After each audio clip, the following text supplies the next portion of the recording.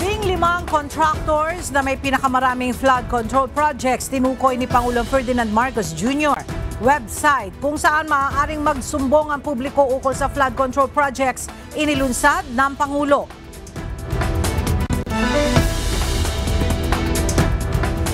Baguio City Mayor Benjamin Magalong may listahan ng mga kongresista na sangkot umano sa anomalya sa flood control projects. Davao City Acting Mayor Baste Duterte binatikos ang umano'y korupsyon sa 2025 national budget.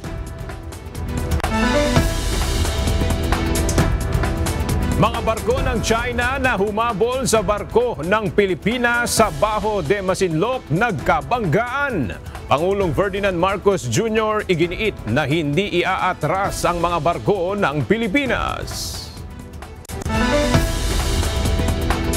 Pinakamataas na turnout ng voter registration sa kasaysayan na itala ng Commission on Elections. Bagyong Goryo napanatili ang lakas habang kumikilo sa direksyon ng kanlurang bahagi ng Philippine Sea ayon sa Pag-asa.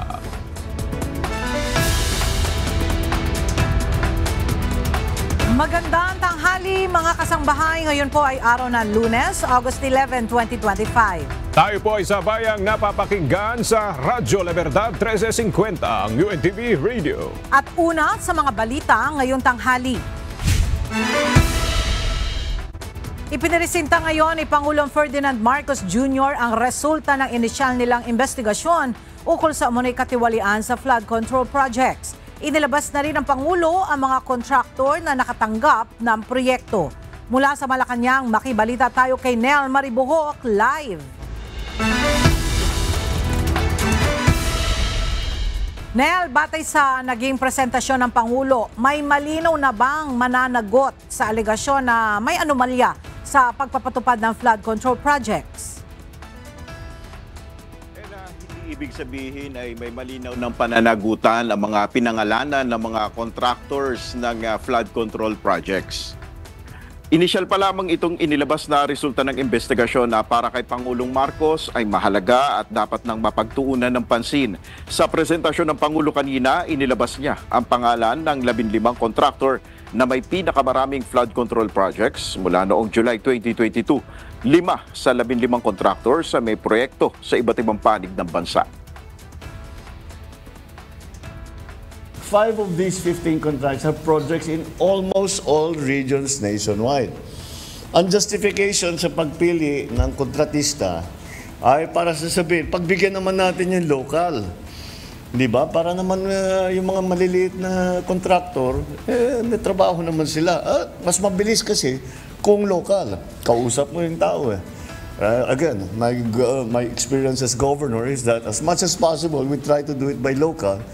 Kasi pwede na may madali. Sabi, bilisan nyo na. Bakit wala pa? Pwede mong anihin. You have some influence. Isa rin sa mahalagang natuklasan ng Pangulo na may mga proyekto na may pare-parehong project cost. Kaugnay nito ay nilunsad ng Pangulo ang website na sumbongsapangulo.ph. Nasa website na ito ang lahat ng listahan ng flood control projects ng Department of Public Works and Highways. Sa pamamagitan ng portal na ito, maaaring magsumbong ang sinuman kung may nakitang irregularidad o anomalya sa proyekto. So, lahat ng hinain ninyo, masama loob ninyo, yung nagre-reklamo kayo, frustrated kayo dahil nakikita ninyo, wala naman kayong malapitan. Ito na yung chance ninyo. Ito na yung chance ninyo. Meron na tayong website. Ang isusulat ninyo doon sa report, yung tinatawag yung sa na report, ang isusulat ninyo doon sa report, ako mismo ang babasa. Yan ang asahan ninyo. Babasahin ko bawat isa. Matapos nga itong press conference ng Pangulo dito sa Malacanang, agad na tumungo si PBBM sa Marikina City para inspeksyonin naman ang Pasig Marikina River Channel Improvement Project. At yan muna ang ating update. Balik sa iyo, Ella. Maraming salamat, Nel Maribuhok. Itinalaga si San Juan City Mayor Francis Zamora bilang National President ng League of Cities of the Philippines o LCP para sa taong 2025 hanggang 2028. Kabilang sa bagong hanay ng mga opisyal si Quezon City Mayor Joy Belmonte bilang Executive Vice President, Ormoc City Mayor Lucy Torres Gomez bilang Secretary General at Marikina City Mayor Maan Teodoro bilang Focal Mayor on Flood Mitigation and Management. Ayon sa LCP, layo ng kanilang organisasyon na magsilbing katuwang ng national government sa pagbabalangkas ng polisiya, pagpapaunlad ng mga lungsod at pagpapalakas ng lokal na pamahalaan. Binibigyang prioridad din nila ang mga programang magpapabuti sa kabuhayan, magpapalakas ng partisipasyon ng mamamayan at magpapaunlad sa infrastruktura at disaster preparedness. Good news para sa mga motorista. Magpapatupad ng rollback bukas ang mga kumpanya ng langis matapos ang ilang magkakasunod na linggo ng oil price hike. Base sa anunsyo ng oil companies, bababa ng piso at 50 sentimos ang kada litro ng diesel, habang 40 sentimos kada litro naman ang magiging bawas sa presyo ng gasolina. Samantala, piso at 30 sentimos na rollback naman sa kerosene. Nauna nang sinabi ng Oil Industry and Management Bureau na ilan sa mga dahilan ng rollback ay ang inaasahang pagdaragdag sa produksyon ng mga oil-producing countries. Gayon din ang issue sa bagong tariff policy ng Estados Unidos. Magpapataw ng perpetual revocation ng lisensya ang Department of Transportation laban sa driver ng sasakyang nag-counterflow sa Skyway. Ayon kay Transportation Secretary Vince Dizon, hindi sapat na suspensyon lamang ng lisensya ang parusa sa nasabing driver dahil inilagay nito sa matinding panganib ang buhay ng mga nakasalubong sa nasabing kalsada. Narito ang report ni Benedict Samson. Hindi lamang suspensyon kundi perpetual revocation. Itong sinabi ni Transportation Secretary Vince Dizon kaugnay sa natanggap nitong ulat na sasakyan na nag-counterflow sa Skyway. Sa kuha ng closed-circuit television ng Skyway, bandang alas 3:30 ng madaling araw noong Sabado, makikita ang pag-counterflow ng sasakyan na minamaneho ng driver na kinilalang si Jake Nazareno. Ayon sa kalihim, hindi sapat na suspensyon lang na lisensya ang ipataw sa driver dahil makikita naman ang maling ginawa nito na kung saan nilagay nito sa peligro ang buhay ng driver na nakasalubong nitong sasakyan. Dahil dito, inutos ni Dizon na patawan ng perpetual revocation ang driver ng naturang sasakyan upang hindi na pamarisan ng iba. Hinihikayat din ni Secretary Dizon ng ilang netizen na huwag magsawa at patuloy na i-report sa kanila ang mga maling gawain ng mga driver sa kalsada. Benedict Samson, UNTV News and Rescue. Diyos ang aming sandigan, serbisyo publiko ang aming pinahahalagahan. Nais paimbestigahan sa Senado ni Senador Erwin Tulfo ang hindi matapos-tapos na footbridge ng Department of Public Works and Highways o DPWH sa Maynila.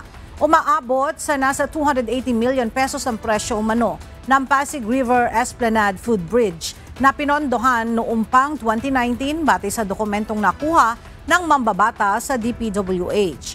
Ayon kay Senador Erwin, sobrang overpriced o sobra ang presyo ng footbridge na mas mahal pa kaysa sa 4-lane vehicular bridges na naitayo sa lungsod. Ngunit pinakamasaklap niya dito ay 6 na taon na itong hindi pa natatapos kung saan pawang mga poste pa lang ang naitatayo. Panawagan ng neophyte senator, dapat ipaliwanag ng DPWH ang presyo na footbridge na mas mahal pa sa 2 tulay sa Binondo na daanan ng mga sasakyan. Sa susunod na linggo ay plano ng nakababatang Senador Tulfo na maghain ng resolusyon sa Senado upang paimbestigahan ang naturang proyekto. Nag-inspeksyon ngayong araw ang Department of Trade and Industry o DTI kasama ang Department of Agriculture sa isang pamilihan sa Maynila.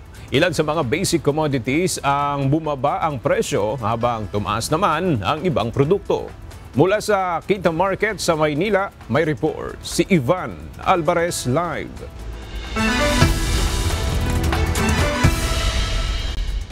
Ivan, anong mga bilihin yung bumaba ang presyo at magkano yung ibinaba at ano-ano naman yung mga produktong tumaas ang presyo? Magandang tanghali sa iyo aga dito sa Quinta Market. Ang basic commodity na nagpakita ng malaking pagbaba ng presyo ay itong karneng baboy. Ayon sa mga retailers na nakausap natin, kada linggo, 5 piso ang ibinababa sa presyo nito. Sa isinagawang inspeksyon ng Department of Trade and Industry o DTI kasama ang Department of Agriculture, tiningnan ng mga ito kung sumusunod ang mga retailer sa itinakdang price guide. Ayon sa DTI, karneng baboy ang nagpakita ng malaking pagbaba ng presyo. For the palengke, maganda yung presyo for the Quinta Palengke, maganda yung presyo, lalo na sa pork. Malaki yung binaba ng presyo ng baboy. So that's also good news for us and good news for the consumers. Ang dating 420 pesos per kilo na pingi, kasim at pork chop ay 390 pesos na lamang ngayon, habang 20 pesos naman ang ibinaba ng pata mula sa dating 390 pesos per kilo na ngayon ay 370 pesos per kilo na lamang. Samantala, kung bumaba ang presyo ng baboy, bahagya namang umangat ang presyo ng gulay, lalo na yung mga inaangkat mula sa Northern Luzon o Baguio. Nagmahal ang repolyo na mula sa 150 pesos per kilo ay naging 180 pesos per kilo na ngayon. Gayon din ang bell pepper na 250 pesos per kilo na ngayon mula sa dating 180 pesos. Bumaba naman ang bentahan sa broccoli, talong at ampalaya. Ayon sa ilang magtitinda, dahil ito sa mga naranasang bagyo kamakailan, anila pabago-bago ang presyuhan dahil araw-araw ay nag-aangkat ng mga bagong mga paninda. Pagdating naman sa bigas, piso hanggang 2 piso per kilo ang nadagdag sa bentahan ng imported rice. Paliwanag ng DTI, hindi kayang kontrolin ang presyo ng imported rice dahil sa halaga ng palitan ng dolyar. Ngunit pagtitiyak ng ahensya at paghihikayat ng mga ito, imbis na tangkilikin ng imported rice, mas piliin sanang bilhin ng mga consumer ang mga locally produced rice, lalo na at mura na ang bentahan. Aga ayon sa Department of Agriculture, titignan nila yung magiging rason kung bakit tumataas yung presyo ng imported rice dahil hindi pa naman nagsisimula yung importation ban sa mga inaangkat dito bigas nila sa ibang bansa. Yung unang update mula dito sa Quinta Market, balik sa inyo dyan, Aga. Maraming salamat, Ivan Alvarez. Nagpatupad ng pansamantalang ban sa pag-aangkat ng mga baka at kalabaw mula France at Italy ang Department of Agriculture. Ito ay dahil sa lumpy skin disease outbreak na nararanasan sa naturang mga bansa. Nagkakaroon ng bukol sa balat ang mga hayop dahil sa sakit na ito. Gayunman, hindi kabilang sa ban ang mga balat na nalagyan ng asin o isinailalim sa ante- at post-mortem process. Ayon sa DA, epektibo ang ban hanggat patuloy pa nilang minomonitor ang pagtigil ng paglaganap ng sakit sa mga nabanggit na bansa. Tiniyak ng Embahada ng Pilipinas sa The Hague ang tulong at suporta sa 11 Filipino cleaners na nagsampa ng reklamo laban sa isang gym sa Amsterdam dahil sa umano'y malupit na kondisyon sa trabaho. Ayon sa mga OFW, pinagtatrabaho sila ng hanggang 17 oras kada araw at pinatutulog sa gym ng walang higaan at heating. Kasalukuyan silang nasa ligtas na tirahan habang dinidinig ang kaso at tinutulungan ng pro bono Dutch lawyers sa paghahain ng mga kasong kriminal laban sa mga may-ari at manager ng gym. Patuloy din ang koordinasyon ng Embahada sa Dutch authorities at Migrant Workers Office sa Berlin upang matiyak na maprotektahan ang karapatan ng mga manggagawang Pilipino. Pinaalis kaninang umaga ng Department of Transportation kasama ang Metropolitan Manila Development Authority ang mga illegal vendor na nakaharang sa footbridge papasok sa mga istasyon ng LRT1 at MRT3 sa Taft Avenue sa Pasay City. Ayon kay Transportation Secretary Vince Dizon, hindi nararapat na nahaharangan ang daanan ng mga pasahero. Mula sa Pasay City, ang detalya hatid ni Benedict Samson live. Benedict, paano masisiguro na hindi na makakabalik sa lugar ang mga iligal na nagtitinda? Magandang umaga, Ella. Kanina ay binilinan nga ni Transportation Secretary Vince Dizon ang mga tauhan ng Philippine Coast Guard na naka-duty sa MRT-3 na kaagad sitahin kung may makikita maglalatag ng paninda dito nga sa footbridge. Nag-inspeksyon kanina umaga sa EDSA Station ng LRT Line 1 sina Secretary Dizon kasama si MMDA Special Operations Group Strike Force Head Gabriel Go. Dito nga natatnan ni Dizon ang hilera ng mga illegal vendor na naglatag na ng pwesto sa gilid ng footbridge. Aminado naman sila, nakakaawa din naman, no, na kailangan nila maghanap buhay. Pero ang problema, hindi na i-enforce. No? Alam naman nila na hindi sila dapat nandun. No, so ngayon, ang instruction ko, ang MMDA nandito, nagpapasalamat tayo sa MMDA, kay Chairman Don. Ang problema kasi nila, papaagisin nila, tapos babalik. No, babalik lang. So ibig sabihin, ang tanong dyan, unang-una, bakit ang lakas ng loob nilang pabalik-balik na alam nila na illegal? So ibig sabihin, meron pumuproteksyon dyan. Yun nga ang tingin ko. Bukod dito, ipatatawag din ni Secretary Dizon ang may-ari ng isang mall malapit sa MRT-3 na kung saan mayroong hagdanan ang nasakop na rin ng mga vendor. Samantala, isa pa sa napansin ni Secretary Dizon na habang isinasagawa ang inspeksyon ay ang ongoing pa rin ng mga gwardya sa pag-inspeksyon sa mga bag ng pasahero kahit mayroon ng metal detector.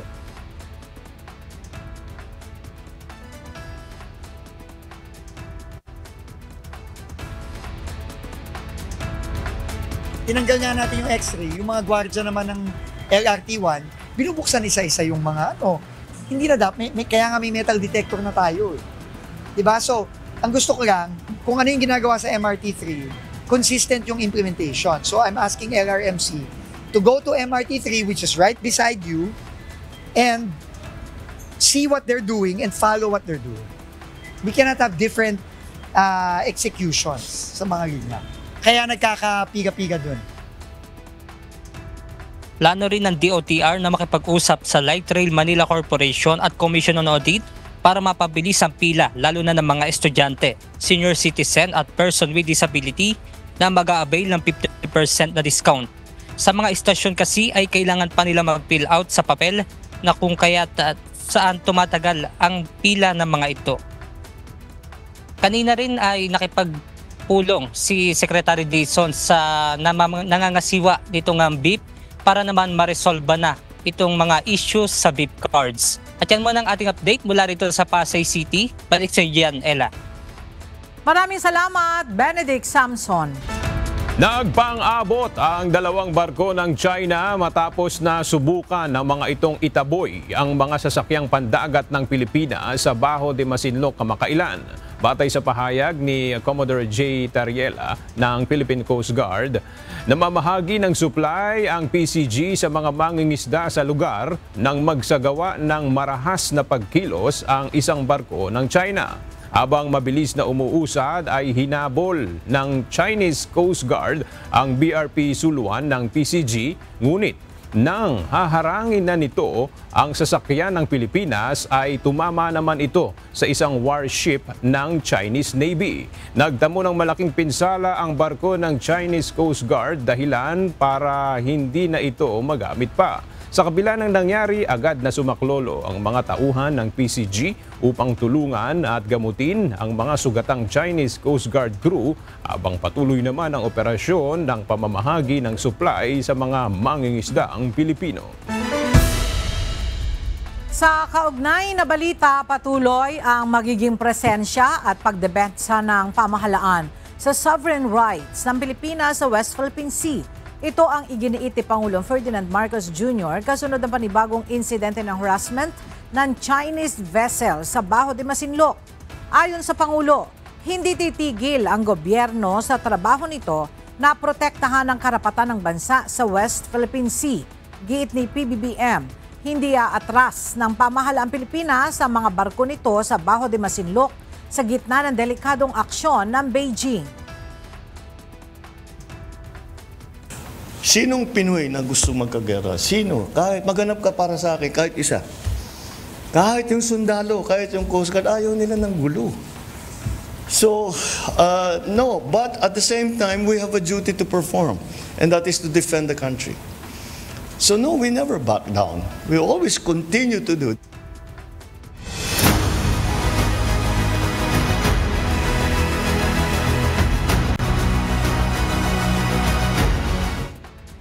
Susundin ng Kamara ang pinal na desisyon ng Korte Suprema sa impeachment case ni Vice President Sara Duterte.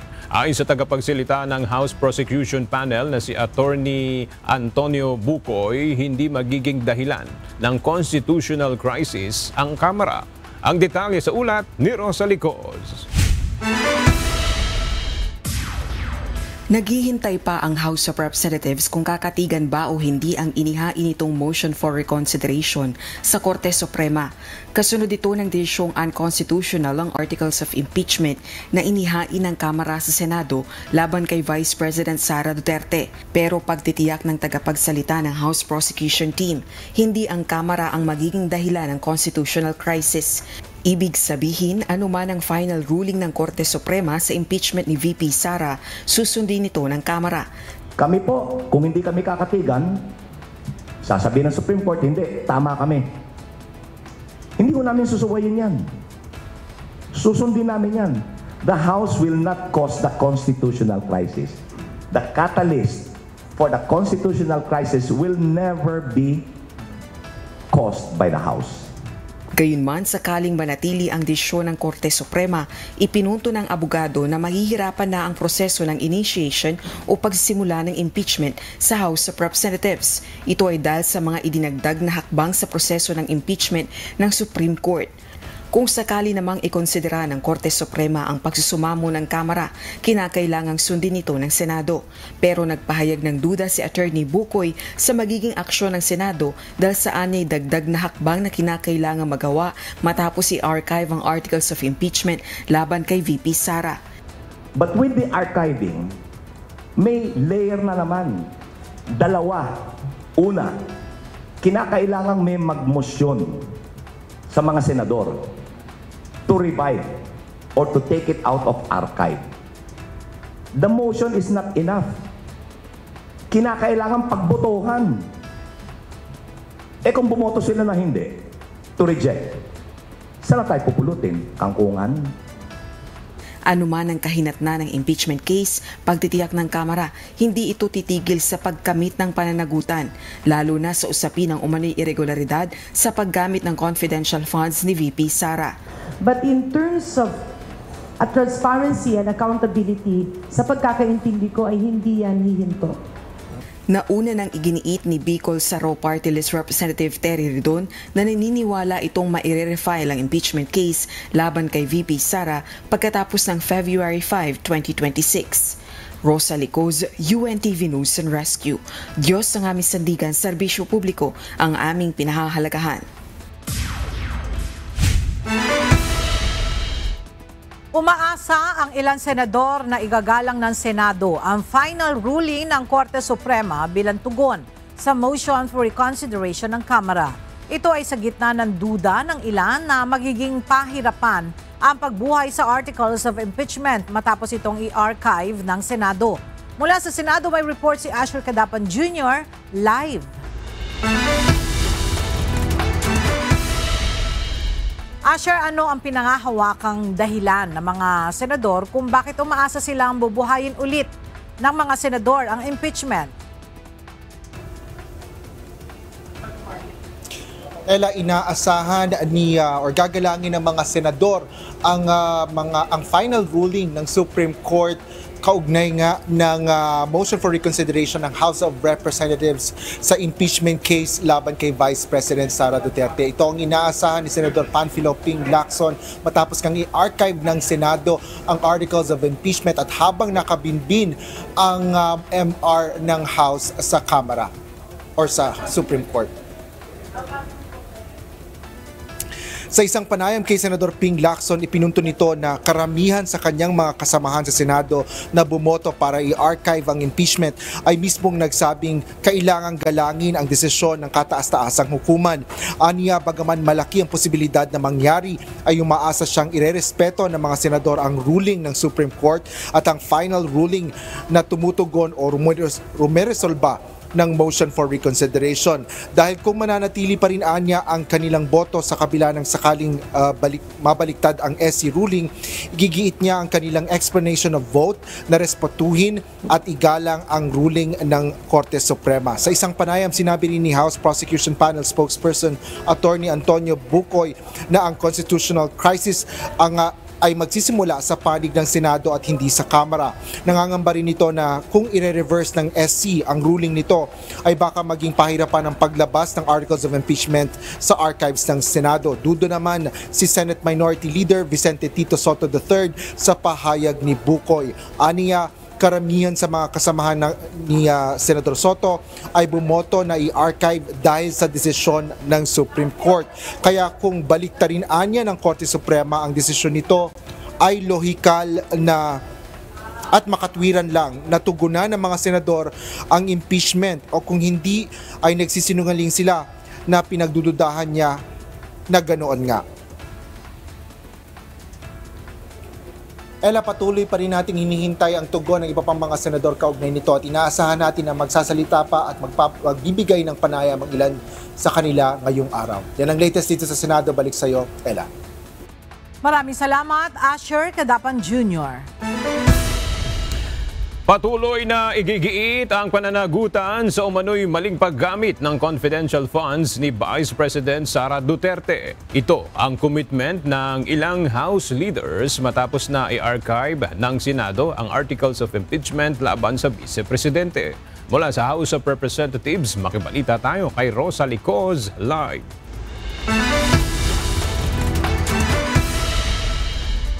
Rosalie, may partikular na hakbang na ba na gagawin ang House leaders kaugnay ng impeachment case ni VP Sara?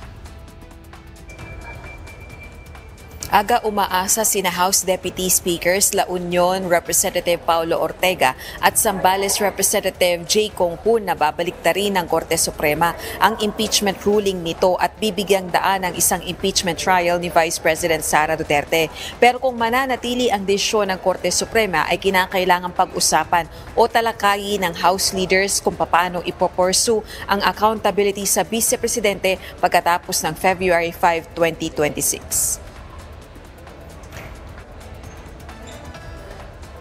Partikular na sa umano'y maling paggamit ng 612.5 million pesos na halaga ng confidential funds noong 2022 at 2023. Sa ilalim ng impeachment ruling ng Korte Suprema, ang February 6 ang katapusan ng one-year period kung kailan maaaring maihain ang panibagong impeachment complaint laban kay VP Sara. Sa kabila nito, anila magpapatuloy ang liderato ng Kamara sa pagkamit ng pananagutan kaugnay ng umano'y misuse ng confidential funds. Kasunod nito ng ipinahayag ni Pangulong Ferdinand Marcos Jr. na hindi sinusuri ng Korte Suprema ang merito ng reklamo laban kay VP Sara at tumutugon lamang sa procedures ng paghahain ng impeachment case.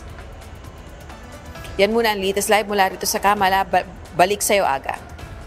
Maraming salamat, Rosalie Coz. Binatikos ni Davao City Acting Mayor Sebastian Duterte ang umano'y korupsyon sa 2025 national budget ng bansa. Ito rin anya ang maituturing na pinaka-corrupt budget sa kasaysayan ng Pilipinas. Ayon kay Mayor Baste, ang korupsyon ay may kinalaman umano sa leadership o tungkulin ng presidente. Dapat anya ay hindi hinayaan ng presidente na makorrupt ang national budget dahil pera ito ng taong bayan. May karapatan din anya ang presidente na i-veto o hindi pirmahan ang national budget kung sa tingin niya ay may corruption dito. Sa leadership issue yun. Kaya dapat ko tayo na budget niya, dili ka confident na they will spend it in a right way. Iuli dito, tarungan na ninyo. Di ko mutuo nga ka ng 1 kilometro, maabot ng 60 million. Ana, mga good. Iuli dito, tarungan na ninyong budget. Di ko na pirmakan, i-veto ko na.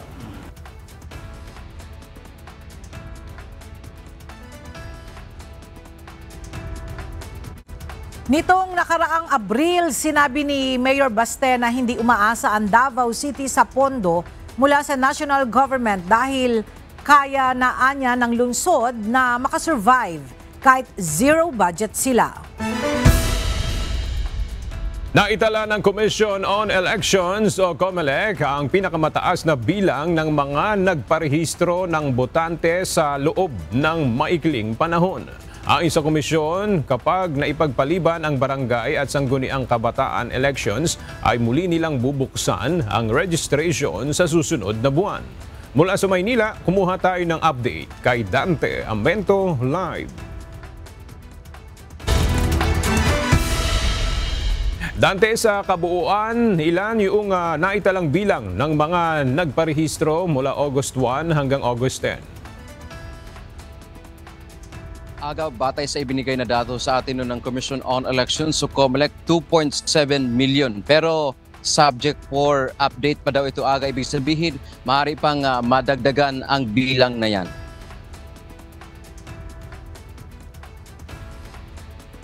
Tapos na kahapon ang 10 araw na nationwide voter registration na isinagawa ng Commission on Elections mula August 1.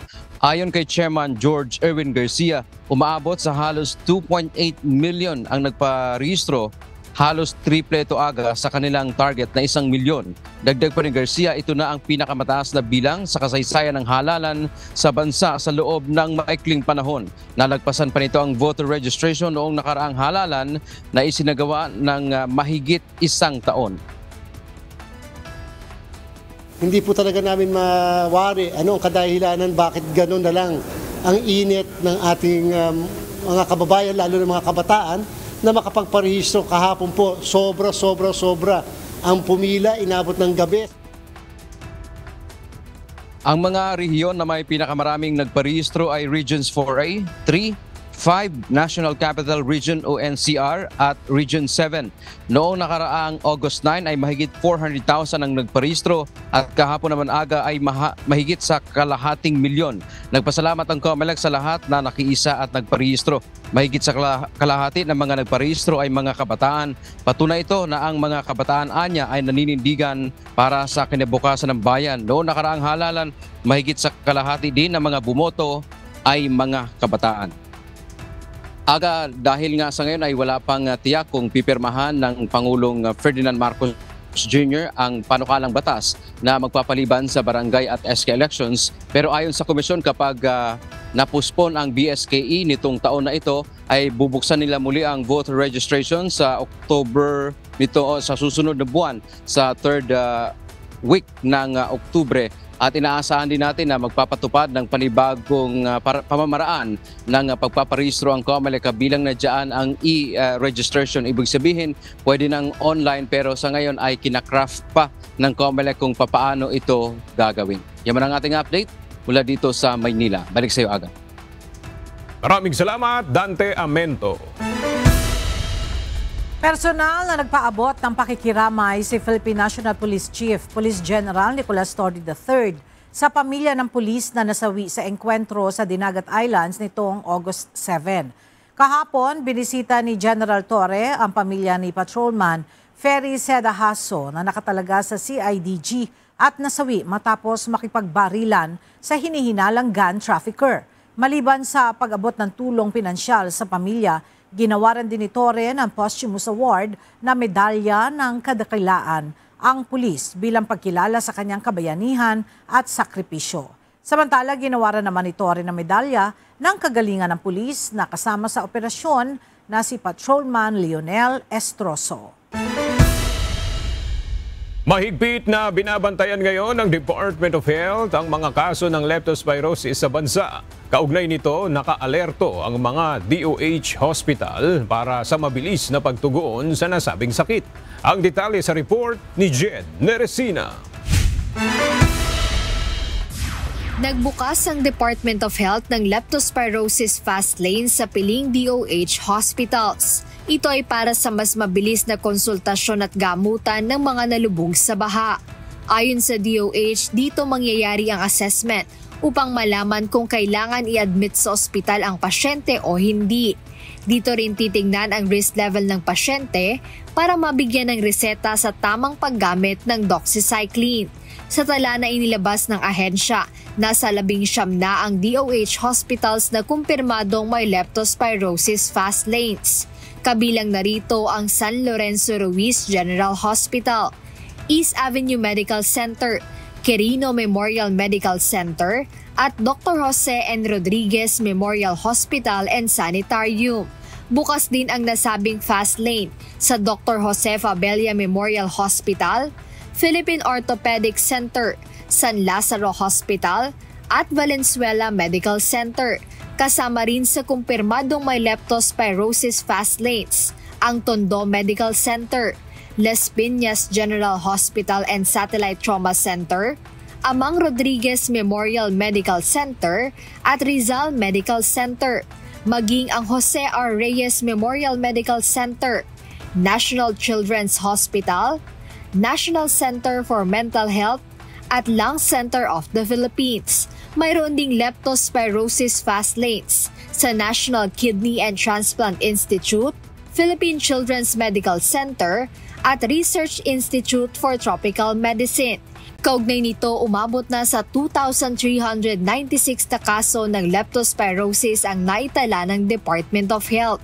Mula ito June 8 o isang linggo matapos ideklara ng Pag-asa ang tag-ulan hanggang August 7, 2025. Tiniyak naman ng ahensya na handa sila sa inaasahang pagtaas sa kaso ng leptospirosis matapos ang sunod-sunod na pagbaha mula July 21, dulot ng habagat, bagyong Krising, Dante at Emong. Ngunit mahigpit pa rin ang paalala ng DOH na agad kumonsulta sa doktor kung nalubog sa baha o putik dahil sa ulan. Jedne Resina, UNTV News and Rescue. Diyos ang aming sandigan, serbisyo publiko ang aming pinahahalagahan. Mabilis na kumikilos ang bagyong Goryo habang kumikilos pakanluran sa loob ng Philippine Area of Responsibility. Napanatili nito ang taglay na lakas na severe tropical storm category. Makakaapekto kaya ito sa ating bansa? Alamin natin kay John Manalo, weather specialist ng DOST Pag-asa. Ayon dito sa ating latest satellite image, sa kasalukuyan ay nasa 1,170 kilometers itong si Bagyong Goryo east ng extreme northern Luzon. Ito ay may international name na Podul na galing sa South Korea na ang ibig sabihin ay willow tree o isang uri ng puno. At meron itong taglay na lakas ng hangin malapit sa mata ng bagyo o sa sentro ng bagyo na 110 kilometers per hour at pagbugso, bigla ang lakas ng hangin na umaabot ng 135 kilometers per hour. Gumagalaw ito pa westward o pakanluran sa bilis na 25 kilometers per hour. May kabilisan po ito dahil masasabi natin na mabagal yung galaw ng bagyo kapag ito ay 10 kilometers per hour or mas mababa pa. At dahil sa bilis ng paggalaw niya ay by Wednesday ay nasa labas na ito ng Philippine Area of Responsibility. Wednesday night po. At Wednesday, during daytime naman, ito ay pinakamalapit sa ating bansa. Samantala, wala naman itong direktang epekto na idudulot sa anumang parte ng ating bansa. Kapag sinabi po natin na direktang epekto, ibig sabihin, yung kaulapan at yung lakas ng hangin na associated directly dito sa bagyong si Goryo o anumang bagyo na minomonitor natin ay nakakaapekto sa anumang parte ng ating bansa. Pero dahil may kalayuan ito, ay wala itong direktang epekto. At wala rin naman itong magiging direktang epekto. Indirect effect. Ibig sabihin naman ng indirect effect ay kung posible ba na palakasin niya yung hanging habagat dahil may mga tendency din po na kapag dyan nakapwesto yung mga bagyo ay hihilahin niya yung moisture dito sa ating kalupaan at mas lumalakas ngayon yung mga pag-ulan lalo na sa western part ng ating bansa. Pero dahil may kahinaan yung at mas konti yung moisture na associated sa habagat sa kasalukuyan ay walang magiging enhancement na gagawin o walang gagawing pagpapalakas itong si Bagyong Goryo sa ating hanging habagat. At muli po, tulad dito sa binabanggit natin kanina na hanging habagat, ito ay nakakaapekto pa rin sa western part ng Luzon. Kasama yung Palawan, Occidental Mindoro, Ilocos Region, Zambales, Bataan, kasama yung Metro Manila. Pero dahil mahina yung epekto ng southwest monsoon, ay nagiging partly cloudy to cloudy skies, ibig sabihin maaliwalas pa rin yung ating kalangitan at nananatiling mababa yung tsansa ng mga pag-ulan kahit naaapektuhan tayo ng habagat. At kung isa-summarize natin, throughout the Philippines, sa buong bansa natin ay partly cloudy to cloudy skies. Ibig sabihin ay maaliwalas yung ating magiging panahon at mababa yung tsansa ng pag-ulan.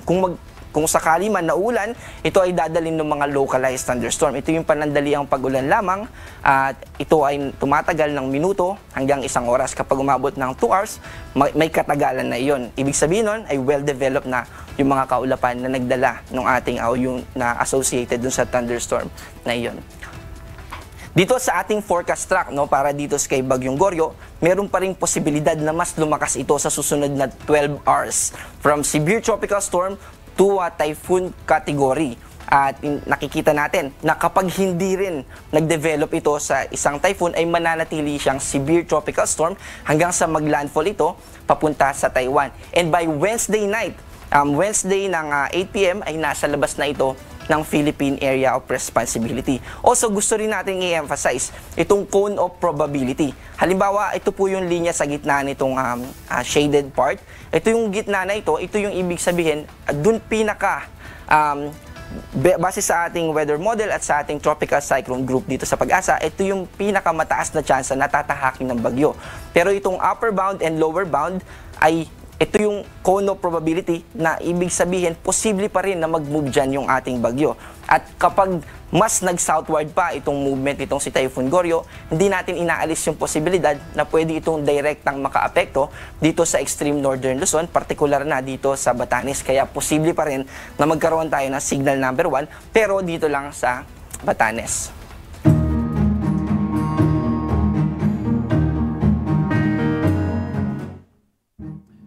2 linggo na ang nakalilipas simula nang i-anunsyo ni Pangulong Ferdinand Marcos Jr. ang tungkol sa investigasyon hinggil sa flood control projects sa bansa. Ayon kay Baguio City Mayor Benjamin Magalong, may listahan siya ng mga pangalan ng mga sangkot na mga kongresista. Ang iba pang detalye ihahatid sa atin ni Grace Doctolero live. Grace, ilang kongresista ang nasa listahan ni Mayor Magalong at ano daw yung kinalaman ng mga ito dyan sa proyekto? Ayon kay Mayor Magalong, ang listahan, ngunit hindi pa niya ito isinisiwalat upang hintayin ang itatalagang investigating body ng Pangulo. Sinabi niya na maraming mayor mula sa Mindanao, Visayas at Luzon ang lumapit sa kanya upang iparating ang kanilang mga reklamo laban sa mga proyekto ng Department of Public Works and Highways. Iginit nila na nasa likod ng mga proyekto ang ilang kongresista na sa umano'y nakikinabang sa pamamagitan ng overpricing at pagpapatupad ng mababang kalidad ng infrastructure. Matindi ang binatong batikos ni Baguio City Mayor Benjamin Magalong laban sa mga proyekto ng flood control sa bansa, lalo na mga ipinatutupad ng Department of Public Works and Highways o DPWH. Ayon sa alkalde, lumabas sa mga ebidensyang ipinadala sa kanya na sa halip na standard na 12 meters ang haba ng mga sheet pile na dapat ilubog ng 6 hanggang 9 na metro sa lupa, ay na-recover umanong 1 metro lamang ang haba. Paliwanag ng mga engineers, imposible itong maputol ng natural, kaya pinanghihinala ang sinadya ang pandaraya. Binatikos din ni Mayor Magalong ang gabion o mga bato na balot ng wire mesh na dapat ay puno at matibay. Sa halip, ilang layer lamang ang maayos habang ang nasa ilalim ay halos walang laman at ampaw kapag tinamaan ng malakas na agos ng tubig. I just came from the League of Cities na meeting namin at marami rin lumapit sa akin ng mga mayors from Mindanao at Visayas expressing their frustration din sa mga projects ng DPWH. Kaya, and sila mismo nagsasabi na behind the projects are certain congressmen. Dagdag pa ni Mayor Magalong, marami ang nagsasabi na handa silang sumama sa kanya sakaling ipatawag ng Kongreso. Kabilang ng mga mayor ng League of Cities at ilang kontratista na nagreklamo rin ukol sa mabagal at misulang pabayan na implementasyon ng mga proyekto. Aniya, kung maayos ang pag-iimbestiga, malalantad ang kalakihan ng budget na nawawala sa korupsyon na dapat sanang napapakinabangan ng mamamayan. Pinuntahan na rin niya ang mga lugar kung saan sinasagawa ang flood control project at sinabing makikita ang kakulangan ng pamantayan sa konstruksyon mula sa manipis na materyales hanggang sa mababang antas ng pagkakagawa. Sinabi ni Mayor Magalong na hintayin na lamang ang tamang panahon at itatalagang investigating body ng Pangulo bago niya ilabas ang mga pangalan. Ayon sa kanya, kung magiging transparent ang proseso, magiging obvious ang mga responsable at hindi lang sa Luzon, kundi pababa hanggang Mindanao at Visayas. Wala, naghihintay nga ako na tawagin nila ako. I'm just waiting for the summon para humarap ako dun sa Kongreso. And we are very much prepared. Marami nga nagbo-volunteer na gusto rin nilang magmarsya doon din sasamahan daw ako Kaya sabi ko sa kanila, hawakan na lang muna nila yung kanilang mga ebidensya at hintayin na lang namin na mag-designate ang ating presidente kung sinong mag-investigate na body. Dagdag pa nito na ang Kongreso na huwag sanang magbulag-bulagan sa isyu ng korupsyon, lalo't direktang apektado nito ang kaligtasan at kabuhayan ng mga Pilipino. Tinawag din niya na itong malawakang kasakiman at nangakong haharap sa Kongreso kapag siya'y ipinatawag. Aga sa ngayon ay hinihintay nila ang pagtalaga ng Pangulo ng isang independent investigating body sapagkat siya ay naniniwalang ang makapaglalabas ng makatarungang resulta ang investigasyon kung ang Kongreso mismo ang mangunguna rito.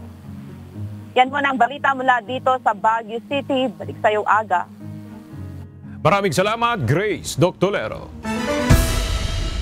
Hindi pa rin naiaalis ng mga otoridad ang sumadsad na barko sa karagatang sakop ng Siruma, Camarines Sur, lula ng mga construction materials. Samantala na iligtas naman ang 13 crew na sakay ng nasabing barko. At para sa detalye, makibalita tayo kay Ryan sa Latandol, live.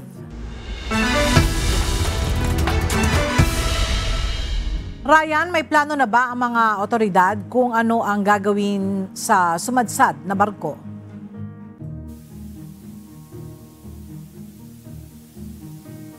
Ng Philippine Coast Guard at ng may-ari ng kumpanya ng LCT Golden Phoenix kung paano maiaalis at maililipat sa mas ligtas na lugar ang barkong sumadsad sa parte ng karagatang sakop ng Siruma, Camarines Sur. Nananatili pa rin sa karagatang sakop ng San Miguel Bay ng Barangay Matandang Siruma, Camarines Sur ang barkong LCT Golden Phoenix. Sumadsad ito sa mababaw na bahagi ng dagat nitong Huwebes, August 7. Ayon sa investigasyon ng Philippine Coast Guard Bicol, nangyari ang insidente dahil sa malalakas na hangin kasabay ng malakas na current sa dagat. Dahilan para maitaboy ang naturang sea vessel at sumadsad hanggang ito ay tumagilid sa karagatan. Lula ng barko ang 13 na pakro ng barko. Napag-alaman din na may bit-bit na construction materials ang sea vessel. Samantala sa pag-iimbestiga ng PCG Bicol, wala pa namang nakikita. Tuloy naman ang isinasagawang investigasyon ng mga otoridad sa insidente at nakikipag-ugnayan pa rin ang mga kawani ng PCG sa lokal na barangay na nakakasakop sa lugar upang magkaroon ng reporting kung sakaling makakita ng anumang damage o oil spill sa kanilang lugar. Hindi pa din tumitigil ang mga otoridad at tuloy-tuloy pa rin ang investigasyon sa nangyaring insidente upang malaman ang eksaktong dahilan sa pagsadsad ng barko at inihahanda na din ang mga kaukulang papeles ng shipping company para sa dokumentasyon ng biyahe nito. Sa ngayon ay inihahanda at pinag-aaralan ng mga may-ari ng shipping company at ng Philippine Coast Guard Bicol ang paraan para maalis ang LCT Golden Phoenix sa pagkasadsad sa dagat ng Siruma, Camarines Sur at wala namang naiulat na nasaktan sa nangyaring insidente. insidente. At yan muna ang latest live mula dito sa Camarines Sur. Balik sa iyo, Ena. Maraming salamat, Ryan Salatandol. Kasunod ng unti-unting paghupa ng baha na naranasan sa mga bayan at munisipalidad ng Bulacan noong nakaraang buwan, binabantayan ngayon ng Bulacan Provincial Office at Public Health Office ng Lalawigan ang tumataas na mga kaso ng sakit na dengue. Mula sa Malolos, Bulacan, makibalita tayo kay Nestor Torres live.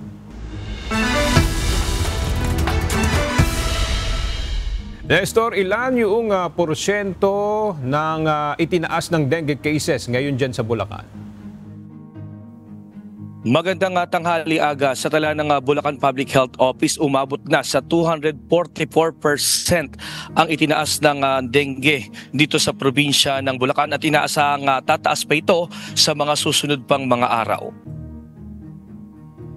Di pa man tuluyang natatapos ang problema ng Bulacan sa baha kasunod ng sunod-sunod na pag-ulan na naranasan noong nakaraang buwan. Tumataas naman na kaso ng dengue at leptospirosis ang suliranin na tinututukan ng lalawigan. Sa monitoring ng Bulacan Public Health Office, nararanasan na ang pagtaas ng kaso ng dengue at leptospirosis sa probinsya. Ayon sa Bulacan PHO, nasa 13,000 na ang kaso ng dengue na naitatala nila sa lalawigan mula January 1 hanggang August 2. Mahigit 200% itong mas mataas kaysa sa halos 4,000 kaso sa kaparehong buwan noong nakaraang taon. Nakita natin yung trend ng pagtaas nga ng bilang ng dengue, kaya talagang importante yung paglilinis, pagproteksyon at yung maagang pagkonsulta ng mga kasi siyempre nagbagyo, maraming tubig, so nakakaligtaan natin na baka may mga naiipong tubig. So yun yung pwedeng pamugaran. Bukod sa dengue, tumataas na rin ang kaso ng leptospirosis sa lalawigan. Ayon sa Bulacan Provincial Government, nakamonitor na rin sila sa mga barangay at maging sa mga ospital sa inaasahang pang pagtaas ng kaso sa susunod na linggo. Nakahanda naman ang Bulacan PHO at LGUs sa mga dapat nilang gawing tulong sa mga tatamaan ng sakit. Ayon sa PHO, may possibility na mas tumaas pa. So sa 37 cases from January to August 2 ay dahil nga sa nangyaring pagbaha, sa malawakang pagbaha sa Bulacan, hanggang at ngayon meron pa ring mga lubog na lugar, may possibility na at expected na tataas pa yan. Bukas ay nakatakdang maglabas ng opisyal na bilang ng kaso ng leptospirosis sa lalawigan ng Bulacan ang Bulacan PHO. Hinihintay pa kasi nila ang ulat na manggagaling sa 20 munisipalidad at 4 na syudad sa probinsya. Paalala ng Bulacan PHO at LGUs, patuloy na mag-ingat upang makaiwas sa sakit.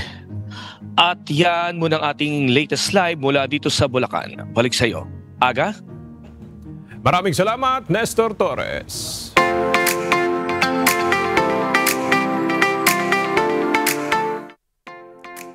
Available na sa KDR Adventure Camp ang kompletong safety gear at training para sa mga riders.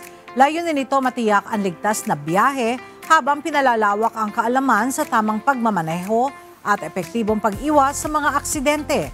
Bahagi ito ng kampanya para sa ligtas na pagmamaneho. Narito ang report ni Mia Alonzo.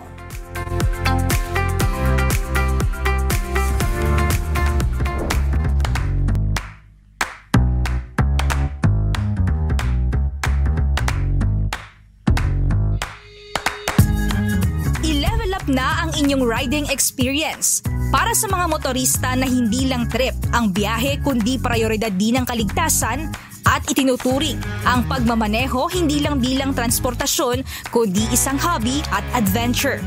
Handog ng Manivela Innovations, katuwang ang Motorcycle Clyde, ang soft launching ng executive moto staff na maghahatid ng kompletong safety gear at hands-on training para sa mas ligtas at mas kapanapanabik na motorcycle journey.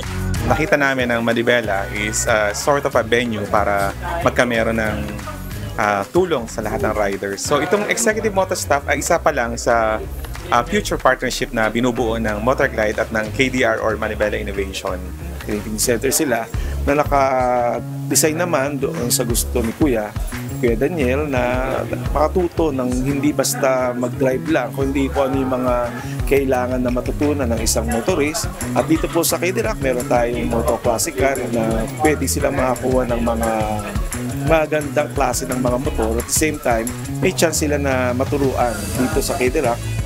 Kaya naman sa pagbubukas itong Executive Moto Staff dito sa KDR Adventure Camp sa Orani, Bataan,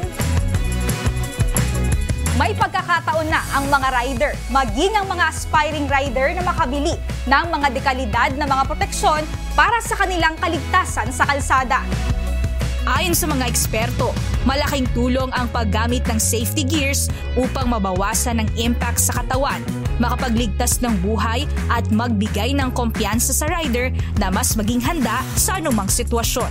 So imagine pag hindi kayo covered, nag-ride po kayo lalo na walang helmet, any moving object, yung impact na natama sa ating ulo, may kasalubong pa, at saka yung mga jacket, tapos gloves, wala ka na-expose ka sa skin na na-slide ka sa kalsada, totally magkakaroon po kayo ng abrasion and worst, mga infection, and higit sa lahat, kung fracture pa or it can cause loss of life.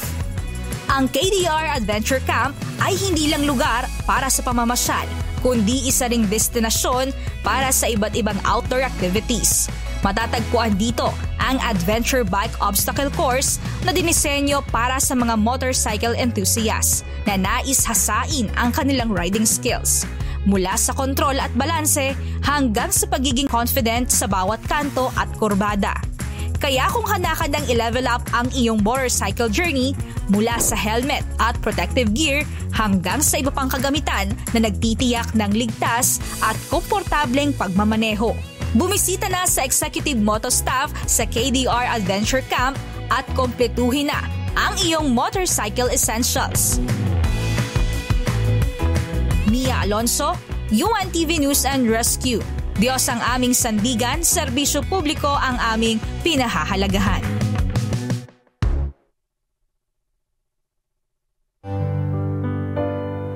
At sa ating pong iiwang mga salita ng Diyos na ating sandigan mula sa Aklat ng Awit, Kapitulo 145, versikulo 20, na nagsasabi, iniingatan ng Panginoon ang lahat na nagsisiibig sa Kanya, ngunit lahat ng masama ay lilipulin niya.